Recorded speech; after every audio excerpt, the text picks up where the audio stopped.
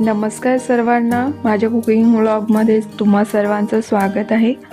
आज मी बनवणार आहे वांग्याचं भरीत आणि त्याच्यासाठी मी आता मोठं वांग घेतलेलं आहे आणि त्याला असे काप दिलेले आहेत, असे छेद करून घ्यायचे जेणेकरून वांग भाजून घ्यायचं आहे गॅसवरती आणि असं आतपर्यंत ते भाजलं जावं याच्यासाठी मी छेद दिलेले आहेत। गोल फिरवून वांग असं छानपैकी भाजून घ्यायचं आहे, असे ब्लॅक स्पॉट आले पाहिजेत।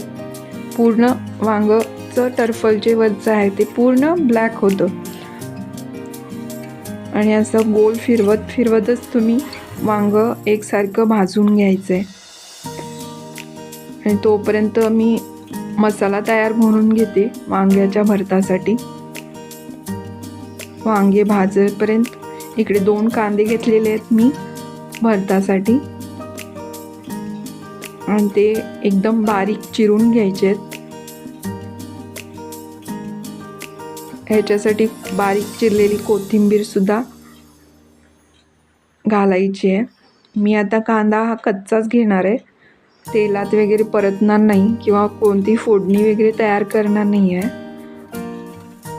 मी असे कच्चाच कांदा मी वापरते वांग्याच्या भरतासाठी। तुम्ही फोडणी जरी दिली तरी चालेल, जिरे मोहरी कढीपत्ता हे सुद्धा फोडणी घालू शकता तुम्ही वांग्याच्या भरताला। मी इथे घातलेलं नाही आहे। बारीक चिरलेला कांदा, बारीक चिरलेली कोथिंबीर। आता हे वांग पूर्ण भाजून तयार आहे, साईडला गार करत ठेवते। तोपर्यंत इकडं डिशमध्ये मी कांदा बारीक चिरलेला घातलाय आणि त्यावरती बारीक चिरलेली ही कोथिंबीर, पाव चमचा जिरे पावडर, अर्धा चमचा धने पावडर आणि गरम मसाला अर्धा चमचा आणि आपल्या चवीनुसार मीठ घालायचं आहे। आणि ही घरगुती लाल तिखट मिसळलेली चटणी कांदा लसूण ही मी घातलेली आहे 1 चमचा। तुम्हाला हवं तेवढं तिखट घालू शकता आणि ते साईडला मी ठेवून देते। आता हे जे वरचं टर्फल आहे काळं झालेलं ते सर्व काढून घ्यायचं आहे। असं पाहू शकता छानपैकी असं वांग भाजलेलं आहे। आता इथे मी त्याला कापून घेते वांग्याला आणि पाहू शकता तुम्ही इकडे असं छानपैकी असं वांग शिजलेलं आहे, कच्चं राहिलेलं नाही आहे।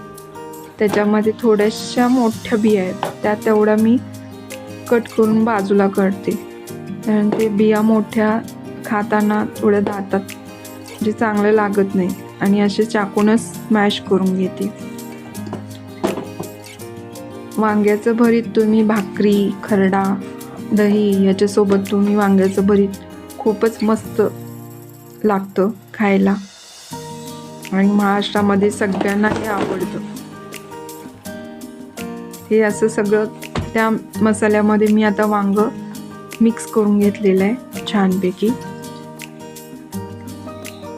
आणि डिशमध्ये मी काढून घेते।